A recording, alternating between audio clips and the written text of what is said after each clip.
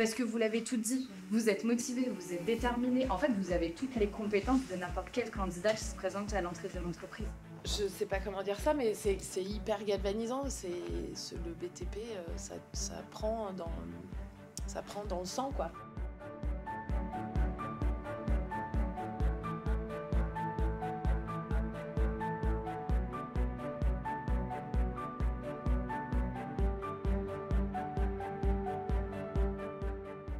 Aujourd'hui, une jeune femme ou une femme qui souhaite se réorienter, eh ben, elle a plus de difficultés à se projeter dans les métiers du bâtiment qu'un homme, puisque les métiers du bâtiment les assimile à des métiers rudes, très physiques, et donc on associe ces notions-là à la masculinité, ce qui n'est pas vrai. William Lanvin, je suis délégué régional chez les Compagnons du Tour de France Auvergne-Rhône-Alpes. Dans les métiers du bâtiment, la parité est très difficile à atteindre. Ce sont des métiers qui ont des défauts d'image déjà, de manière large, puisque ce sont des métiers qui nécessitent l'utilisation de son corps. Donc ce sont des métiers qui peuvent être durs. Par phénomène de société, les femmes et les jeunes femmes ont du mal à se projeter sur ces métiers, donc dans nos formations. Et à travers des actions comme ce que nous faisons actuellement avec ces JPO qui mettent l'accent sur l'accueil des publics féminins, on essaye de faire venir plus de femmes dans nos formations. Il y a plusieurs canaux d'entrée. Ce sont nos journées portes ouvertes, qu'elles soient orientées vers les publics féminins, comme c'est le cas aujourd'hui dans le cadre de nos dispositifs, ou les JPO classiques. Donc elles peuvent passer par ces canaux-là. Et puis nous sommes également présents sur un certain nombre de salons et d'événements extérieurs à notre établissement, comme le Mondial des métiers, où nous avons des stands et où nous faisons la promotion des métiers, de nos formations et de nos établissements. Donc moi, mon objectif, c'est que pendant cette matinée, vous puissiez vous délester de cette pression sociétale, on va dire, pour vous projeter.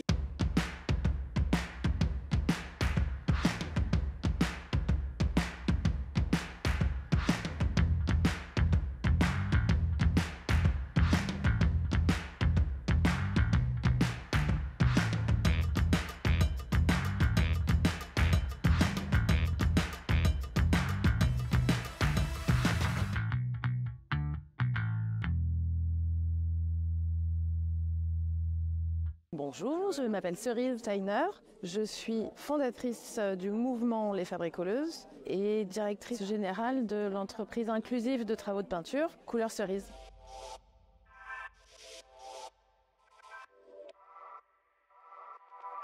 En fait, il ne faut rien lâcher. Tout est possible à partir du moment où on a envie, où on se lève le matin et on se dit mais en fait c'est exactement ce que je veux faire. Et si votre fille elle veut être électricienne, oh non, non, elle passera son bac avant. Bon voilà, il faut essayer de dépasser tous ces déconvenus et mettre un gros coup de pied dans la fourmilière et allez-y en fait, sans aucune hésitation et surtout faites des stages en entreprise. C'est hyper important de connaître la réalité en fait du métier.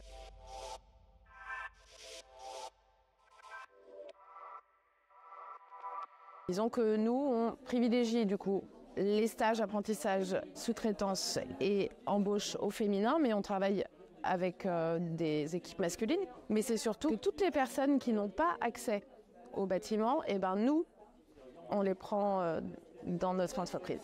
Bonjour, donc moi je m'appelle Yazik Galasli, je suis chef de projet domaine d'excellence BTP, bâtiments et travaux publics pour Pôle emploi. Cette mission consiste à accompagner donc les entreprises, les demandeurs d'emploi, tout le réseau local en fait au niveau régional des agences locales Pôle emploi pour essayer effectivement de trouver des solutions, proposer à des demandeurs d'emploi des offres d'emploi dans le domaine du bâtiment et des travaux publics, à promouvoir effectivement ces métiers et à essayer de travailler un peu les représentations qu'il y a autour du bâtiment et des travaux publics aussi.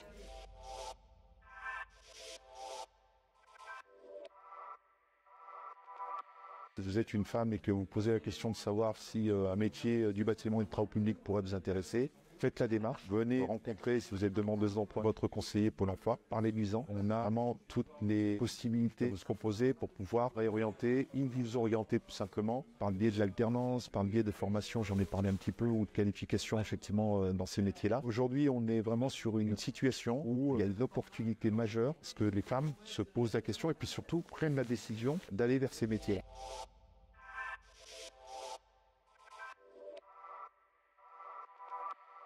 On a un secteur qui est vraiment en tension, c'est-à-dire qu'on a vraiment beaucoup d'offres d'emploi, d'entreprises qui sont partenaires, qui sont volontaires à intégrer des femmes, plus de femmes, qui ont des politiques internes en matière de RSE notamment, justement cette dimension féminisation des emplois. Stéphanie Gérifaux, je suis dirigeante de la société Digibat et j'anime le podcast Parpaing et Sac à main.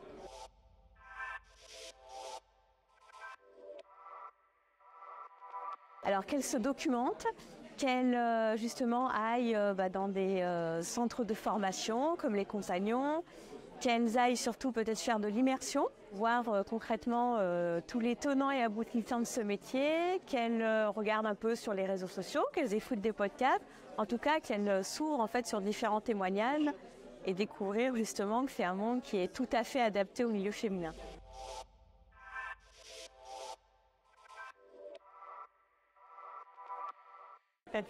Alors, je ne sais pas si c'est le bon moyen, mais en tout cas, l'idée de ce podcast, c'est surtout de mettre en lumière différents parcours de femmes, de montrer que, voilà, pourquoi est-ce qu'à un moment donné, on est arrivé dans ce milieu du bâtiment.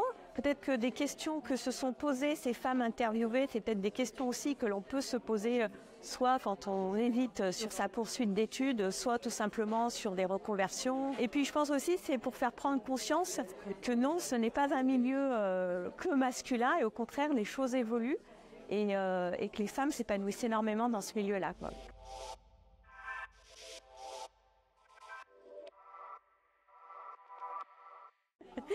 Alors, est-ce que c'est une chose simple ? C'est un peu comme la féminisation d'ailleurs, à l'évolution des femmes. Le digital évolue beaucoup aux yeux du bâtiment.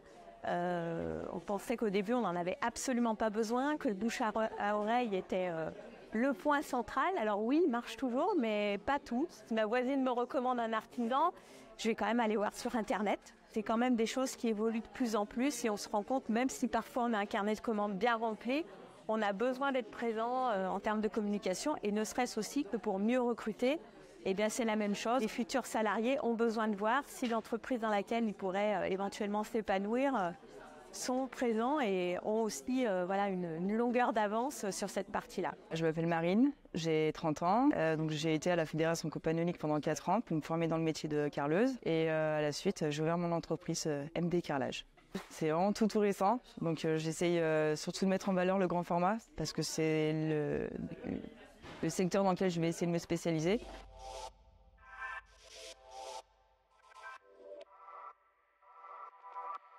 Je l'ai choisi parce que j'avais besoin de vivre d'autres choses, de ce que je faisais de mon ancien métier. Et ce que j'ai apprécié, c'est le soutien des formateurs, parce que je pense que sans eux, je ne serais pas où j'en serais aujourd'hui, vu le nombre de fois où j'ai voulu baisser les bras.